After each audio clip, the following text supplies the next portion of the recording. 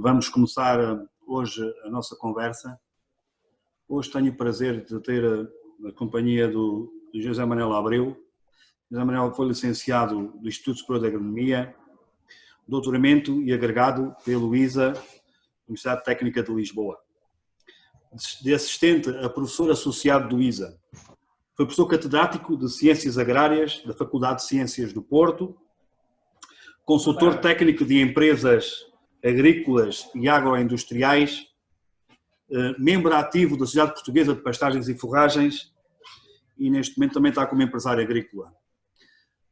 José Manuel Abreu, muito boa tarde, obrigado pela sua disponibilidade de estar aqui connosco hoje. Desde já passo-lhe a palavra. Obrigado, Vasco. Agradeço em primeiro lugar ao Vasco pelo facto de me ter convidado. É uma honra para mim poder servir uma empresa neste momento orientada por membros de quem sou tão amigo. E já agora gostava de começar por recordar que também fui sócio fundador da Exproprado, o que também é curioso neste momento recordar. É verdade, tio, é verdade. Estou aqui ao lado do meu pai, o meu pai também sempre foi uma pessoa que me fez companhia, é sempre bom nós termos aqui a geração seguinte e nesta dificuldade quando estamos todos com esta nova geração e que é importante nós passarmos o testemunho de pais para filhos e de filhos para pais, é sempre importante. E eu vou começar por lhe fazer a primeira pergunta. Eu perguntava-lhe o valor alimentar das pastagens e forragens, onde o tio se dedicou grande tempo da sua parte e do seu trabalho, o que é que nos diz deste valor alimentar das pastagens e forragens? Porque nós temos sempre uma certa dificuldade em concretizar este valor agronómico. Sim, é um tema vasto, é um tema extenso, mas eu desde muito cedo percebi que não havia propriamente pastagens e forragens, que cada planta era um caso e que cada situação era de facto um caso particular. Daí ter dedicado uma parte, enfim, uma fração importante da minha vida ao estudo de cada uma delas de uma forma individualizada. Quando queremos apresentar, ou para apresentarmos algumas ideias sobre o valor nutritivo, o valor alimentar do material vegetal, como foi as pastagens e forragens, convém recordarmos alguns aspectos essenciais. Em primeiro lugar, que as ervas no princípio do ciclo normalmente apresentam teores de umidade que podemos considerar excessivos como alimentos dos animais. É uma característica comum a todas. No inverno, as ervas normalmente apresentam teores de umidade que são excessivos relativamente àquilo dos animais no ciclo. Tio, eu agora pedi que se aproximasse um bocadinho mais do microfone, porque às vezes ouvimos mal, e depois já vou aumentar um bocadinho o seu som. Tudo bem? Exato. Exato. Também no início do ciclo, as ervas em geral apresentam teores de proteína que são excessivos relativamente àquilo que os animais também necessitam.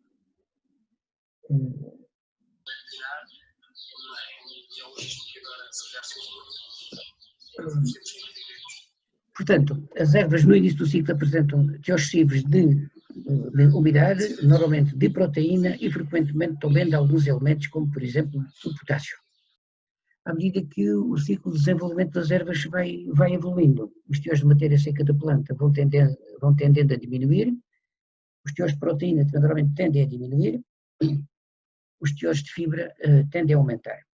Daí resulta que, ao longo do ciclo de desenvolvimento vegetativo das plantas, estas vão perdendo, digamos assim, vão se tornando cada vez, digamos, menos digestíveis para o animal, porque vão apresentando teores de fibra crescentes. No princípio do ciclo, é normal encontrarmos valores de digestibilidade da erva do valor dos 85% até 87%, enquanto no final do ciclo esses valores de digestibilidade se reduzem a cerca de metade. Os teores de proteína, que no princípio do ciclo são da ordem dos 20, 25, no final do ciclo reduzem-se a cerca de 1/3. Portanto, há uma diminuição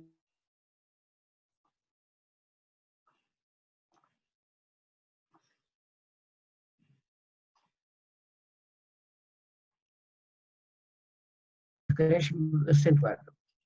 Mas, no princípio do ciclo, as ervas contêm teores de umidade que exercem um efeito de repleção importante para o animal. Ou seja, o animal, pelo lado da fibra e dos outros constituintes da dieta, poderia ingerir muito mais, mas não ingere, porque a água de constituição da erva também os enche, que lhes provoca um efeito de repleção e lhes diminui a capacidade de poder ingerir matéria seca. O animal tem uma capacidade de ingestão que naturalmente é limitada. Portanto, as forragens no princípio do ciclo, embora, digamos assim, muito distíveis, normalmente não satisfazem as necessidades nutritivas de animais exigentes. Por essa razão, porque têm excesso de água. A água limita a ingestão daquilo que nós pretendíamos que elas ingerissem. Ou seja, matéria orgânica distível, de proteína, minerais, vitaminas e outras coisas.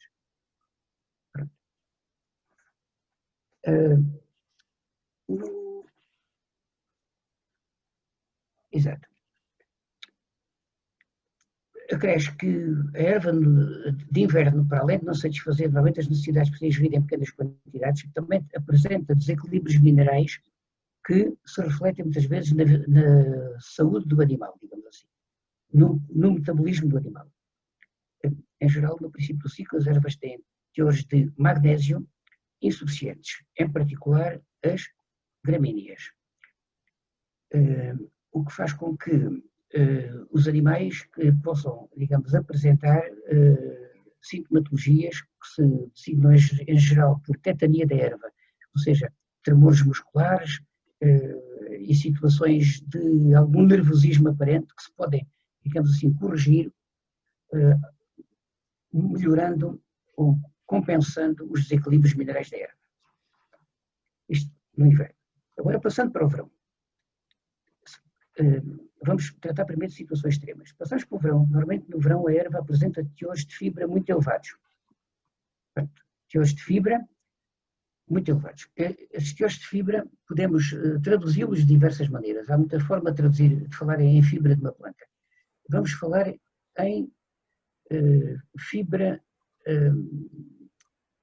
em constituintes, vamos designar a fibra pelo conjunto da celulose, hemicelulose, zoonina e por tomá-la na ascensão de paredes solares. Portanto, no final do ciclo, as ervas podem ter cerca de 2/3 dos seus constituintes podem ser paredes solares. Ou seja, celulose, hemicelulose, zoonina e substâncias relacionadas com estas. Com 2/3 de paredes solares, as forragens em geral apresentam níveis de digestibilidade, valores de digestibilidade relativamente baixos. Também os teores de proteína no final do ciclo podem ser da ordem dos 7-8% de proteína, que são inferiores àquilo que os animais necessitam para satisfazer as suas necessidades, inclusivamente as necessidades de conservação. Portanto, quais são, digamos, as principais correções a fazer uma erva do final do ciclo? No final do ciclo teríamos essencialmente que adicionar azoto como principal fator perturbador, quer da digestibilidade de fibra, quer do metabolismo azotado do animal.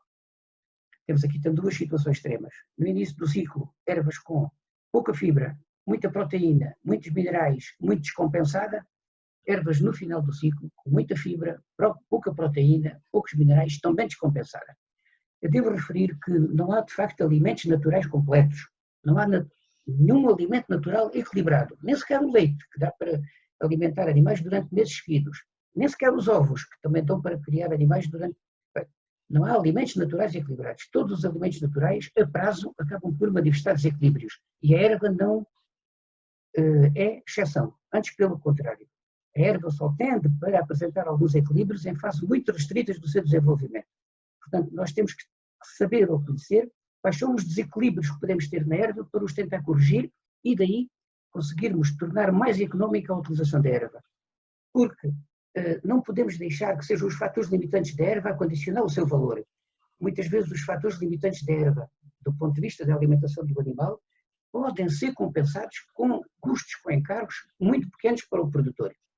Compensar uma erva, por exemplo, em minerais, pode ser e é muito barato.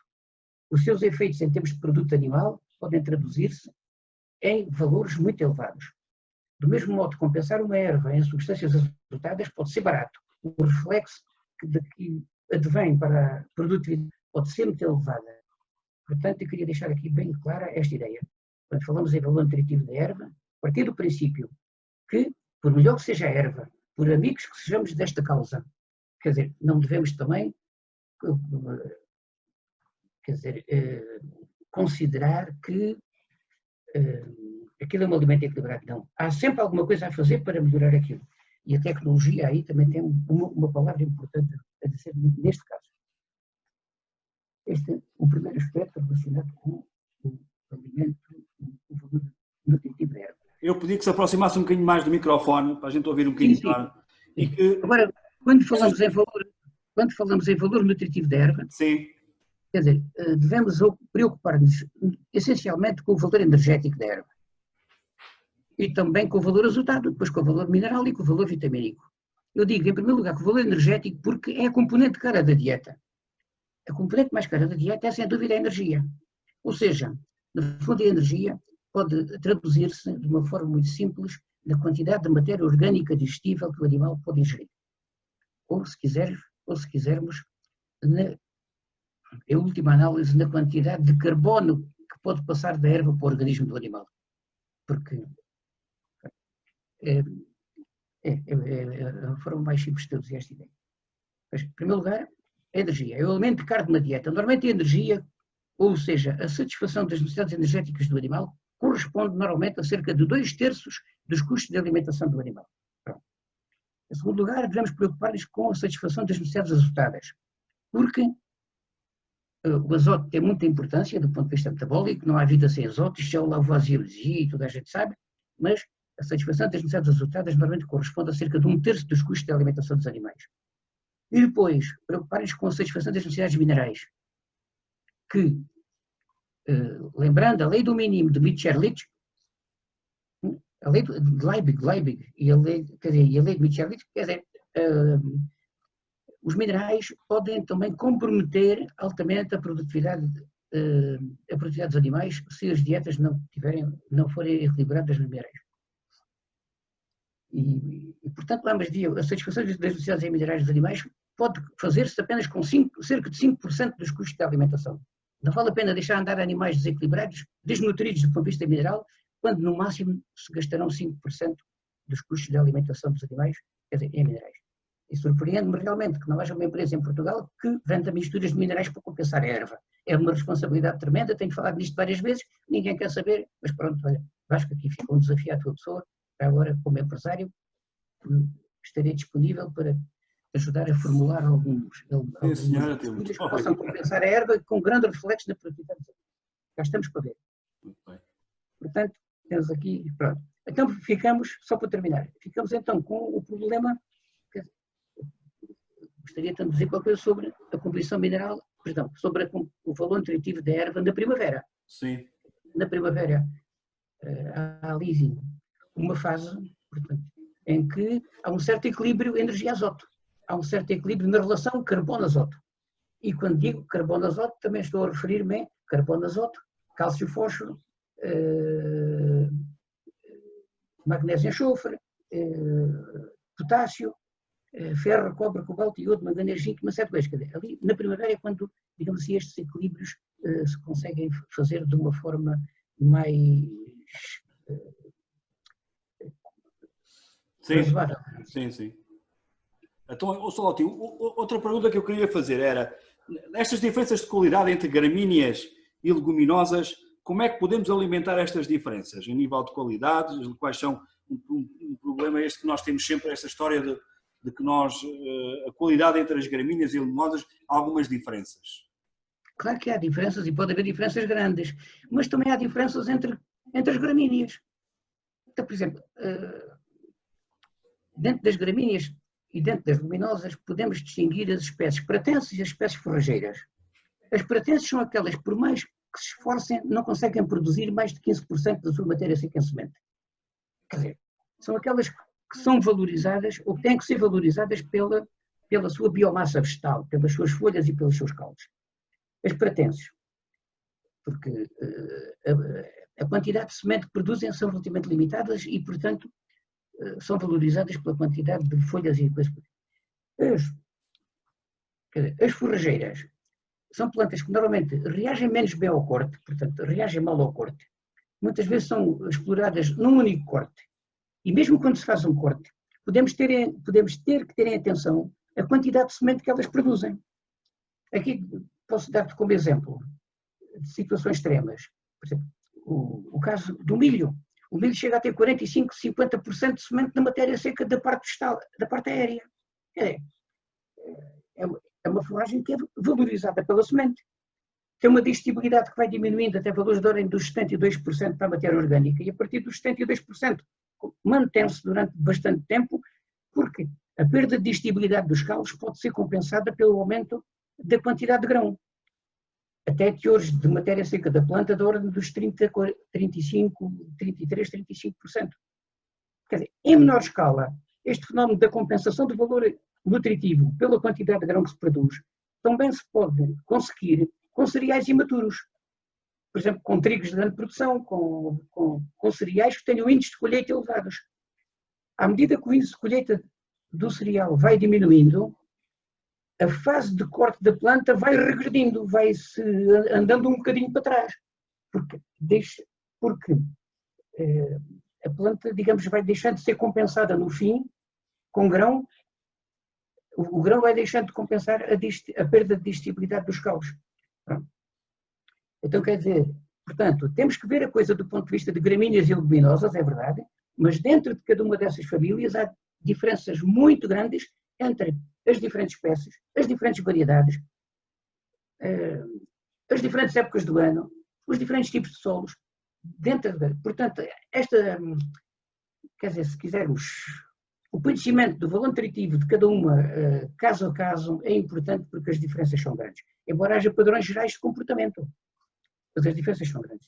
Só classificar em gramíneas e leguminosas não me parece que seja uma... Embora, naturalmente, as leguminosas, pelo facto de terem paredes celulares menos espessas do que as gramíneas, em fases correspondentes do ciclo de desenvolvimento vegetativo, têm paredes celulares menos espessas, embora um pouco mais lignificadas, mas pelo facto de terem paredes celulares menos espessas, tendem a apresentar digestibilidades um pouco superiores às das gramíneas para determinada fase de desenvolvimento vegetativo. Em fases equivalentes de desenvolvimento vegetativo. As leguminosas tendem a apresentar digestibilidades um pouco mais elevadas. Por outro lado, também tendem a apresentar, e apresentam normalmente, teores de proteína um pouco mais elevados do que as gramíneas para essa fase de desenvolvimento. Tudo isto se exacerba ou aumenta no final do ciclo, quando as gramíneas realmente perdem muita digestibilidade, não só por perderem azoto, não só por se tornarem mais fibrosas, mas também por perderem muito azoto. Aqui devo recordar uma coisa, um aspecto que é importante. No final do ciclo, as gramíneas chegam a ter teores de proteína da ordem dos 7% ou inferiores. Quando os teores de proteína se tornam muito baixos, a população microbiana da pança torna-se muito menos ativa porque começa a haver falta de azoto para as bactérias, protozoários e fungos que vivem na pança conseguirem produzir enzimas suficientes para digerir a celulose. Portanto, quando há falta de azoto, a população microbiana da pança fica com uma atividade prejudicada e a digestibilidade da fibra reduz-se. Não tanto por culpa da própria fibra, também, mas porque as bactérias ficam inibidas por falta de azoto. Quando os teores de proteína atingem valores da ordem dos 9%, tende a haver um certo reequilíbrio entre a energia e o azoto. E a partir dos 11% mais ou menos de proteína na dieta, quer dizer, o azoto deixa de ser fator limitante da digestibilidade da fibra. A fibra passa a deixar de ser digerida pelas características intrínsecas da própria fibra. Portanto, vou só recapitular rapidamente. Até os 11%, até 11% de azoto, com 11% de azoto, já a partir dos 11%, de proteína. A partir dos 11% de proteína de dieta, a digestibilidade da fibra é condicionada pela qualidade da própria fibra. dos 7 aos 11, há ali uma zona de transição em que cada vez mais se faz sentir a influência da falta do azoto sobre a população microbiana. Abaixo dos 7%, normalmente a população microbiana deixa de estar ativa e a digestibilidade da fibra fica prejudicada por falta de atividade das bactérias. Isto em geral, no caso das leguminosas, este aspecto da redução da digestibilidade do fim não se verifica de uma forma tão acentuada, porque os teores de proteína, quando as folhas se preservam, normalmente se mantêm, os teores normalmente se mantêm nos níveis mínimos necessários para a atividade microbiana. Não sei se Vasco seja esta a questão. Eu que queria fazer um bocado também era, já que estamos a falar disto um bocado, estas plantas são vida e nós vivemos aqui neste ambiente onde tudo se transforma, onde isto tudo dá vida. Eu queria que falasse um bocado sobre isso porque realmente às vezes temos estas diferenças,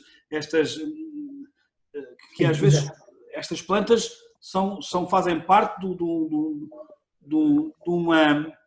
Digamos, uma primavera, um inverno, todo o ano temos plantas, todo o ano temos vida. Como é que a gente consegue conjugar estas coisas entre as plantas, a vida, e como é que conseguimos ter aqui vida? É realmente importante pensarmos que realmente a nível é nas plantas verdes, é a nível da clorofila, que aquilo que é matéria inerte, no fundo, o dióxido de carbono, a água, acabam por se poder transformar em moléculas orgânicas. Portanto, é nas plantas verdes que a não-vida se transforma em vida. E realmente este aspecto é importante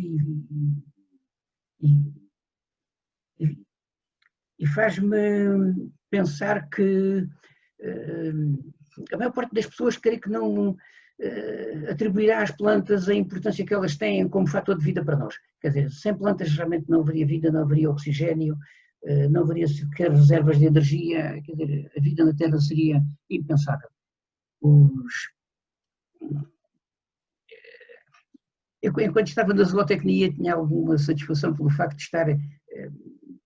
Não é o terminal da cadeia produtiva, quer dizer, mas sempre com muito respeito pelas plantas, porque realmente as plantas é que nos permitem dispor de matéria orgânica. Os animais não têm a capacidade de sintetizar a esse nível. O nível básico está a nível das plantas. E aí Deus privilegiou-as de uma forma notável. A minha homenagem, o meu respeito realmente é essa característica, que é uma coisa que me deixa assombrado. Mas gostava de dizer mais qualquer coisa sobre isto. Toda essa vida tem que ser, quer dizer, mantida com um certo equilíbrio, porque do mesmo modo tem que haver equilíbrio no desenvolvimento da vida, nos nossos próprios organismos, tem que haver equilíbrio a nível do desenvolvimento da vida em todos os aspectos, inclusive a nível do solo, a nível das plantas, a nível dos animais, quer dizer, os equilíbrios são fundamentais. E eu até quando olho para a nutrição, vejo sempre a nutrição como uma forma de tentar, quer a nutrição das plantas, quer a nutrição dos animais, a base da nutrição está na base dos equilíbrios. Quer dizer, quando nós olhamos para um solo e pensamos numa cultura a induzir nesse solo, temos que ver qual é o equilíbrio que temos que conseguir nesse solo, a nível de características físicas, características químicas, características microbiológicas, para que a cultura a seguir possa ser, digamos assim, viver de uma forma equilibrada. No caso da alimentação dos animais, também temos que ver a questão sempre a nível dos equilíbrios. Nós podemos ter uma vaca limusina, uma vaca leitejana, ou seja, de que raça for, e pensar como é que vou alimentar este animal. Francamente, custa-me ver hoje, em muitas situações, há consumos de luxo. Quer dizer, porque, do ponto de vista empresarial, quase tão sérios ou negativos são os consumos de luxo, como, digamos assim, as desnutrições por falta de energia ou de proteína ou de qualquer outra coisa. Quer dizer, há muitas vezes há consumos de luxo. Quer dizer, nós muitas vezes se formulamos uma dieta, podemos formular uma dieta muito equilibrada, com um nível de produção baixo, com um nível de produção médio, com um nível de produção alto. Mas, por favor, que sejamos equilibrados na formulação das dietas, do mesmo modo que temos que ser equilibrados numa fertilização do solo, do mesmo modo que temos que ser equilibrados, enfim, nas decisões que tomamos na vida corrente. Eu acho que os equilíbrios são básicos e é a partir daí que se consegue normalmente as melhores rentabilidades a nível da exploração.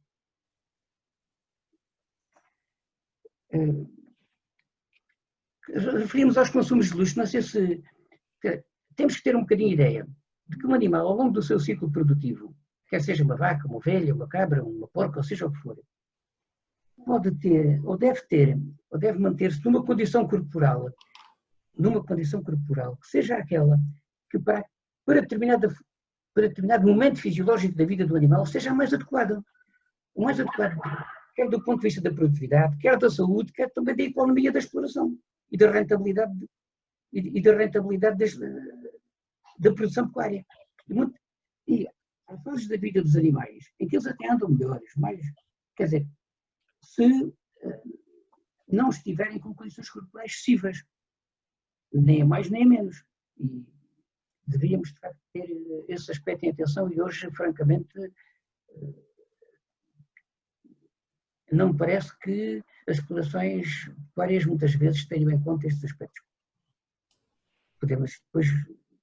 Muito bem. Em relação a isso, porque nós este ano foi um ano bom de forragem, este ano a qualidade, o que eu tenho visto realmente essa preocupação dentro desta massa verde, dentro deste nosso equilíbrio entre leguminosas e proteínas, entre a energia e a proteína, que realmente eu acho que muitas vezes a maior parte das nossas populações agropecuárias, que são animais de carne, não pensam muito neste equilíbrio entre a energia, entre a proteína. Há aqui uma falta de informação que eu reconheço no campo, que não sabemos muito bem com que proteína é que a gente está de trabalhar, não é? Como o tio acabou de dizer, um bocado desta história também das gramíneas em relação ao ciclo da produção e a redução desta flora. Como é que vê assim um bocado esta situação que agora é importante para este ano, principalmente? Sim.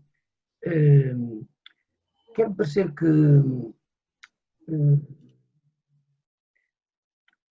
se conseguirmos dietas que tenham digestibilidades da ordem dos 70% a 72%, que é a digestibilidade que tem uma silagem de milho. Mas tivemos dietas com forragens com digestibilidades desta ordem, 70% a 72%. Com teores de proteína da ordem dos 15 a 16%. Com teores de cálcio, fósforo, magnésio, enxofre, potássio, sódio, etc. Quer dizer, equilibrados. Quer dizer, podemos ter, digamos assim, uma dieta que permita que os animais produzam mantendo saúde e sem estarem excessivamente alimentados. Porque, com níveis de digestibilidade desta ordem, os animais conseguem fazer uma autorregulação da ingestão, quer por processos de ordem física, ou seja, por mecanismos relacionados com a distensão dos reservatórios gástricos e intestinais, quer também já por mecanismos de ordem quimiostática, ou seja, os metabolitos que se formam como resultado da digestão dos alimentos também condicionam o nível de ingestão dos alimentos. Portanto, quando a digestibilidade é desta ordem, os animais ficam livres de comer para satisfazer as suas necessidades energéticas sem consumos de luxo. É que muitas vezes os animais não conseguem evitar o sobreconsumo, porque os seus próprios consumos, os seus próprios mecanismos de regulação de ingestão não lhes permitem. Porque normalmente trabalhamos com raças que estavam habituadas no passado a viver como harmónios, a armazenar em certas épocas do ano para deixarem, quer dizer, perderem noutras. Hoje, com a melhoria introduzida nas dietas dos animais, temos que ter atenção a isso, esse aspecto. Quer dizer, não sobreconsumir, não deixar sobreconsumir, mas também não deixar consumir a menos. E a tendência dos animais normalmente é para sobreconsumir, porque ainda vem de trás, vem desses tempos em que elas tinham consumido mais para armazenar para épocas em que não tinham. Agora, portanto, Portanto, eu recomendava que uma dieta tipo, uma dieta modelo, uma dieta, digamos assim, relativamente equilibrada para a maior parte das espécies, dieta com este nível de digestibilidade. Isto consegue-se com a erva da primavera. Nós aqui temos, durante cerca de 90 a 100 dias por ano, em anos normais, os animais conseguem encontrar na primavera conseguem encontrar na primavera erva que nos permite satisfazer estas necessidades.